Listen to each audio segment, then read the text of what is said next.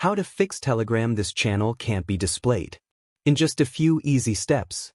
If you're seeing that this channel can't be displayed error on Telegram, there are a few things you can try to fix it. First, check if Telegram's sensitive content filter is causing the issue. If it is, simply disable it in your settings. If that doesn't work, the problem could be related to regional restrictions, so try using a VPN to connect to a server in a different country where the channel is accessible.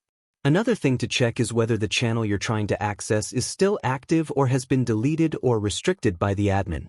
If the issue persists, you might want to reinstall the Telegram app by uninstalling it and downloading it again from the official website or app store. If none of these steps resolve the problem, contacting Telegram support for further assistance could be the next best option. By following these steps, you should be able to fix the error and get back to using Telegram without any issues. Thank you so much for watching this video. Subscribe.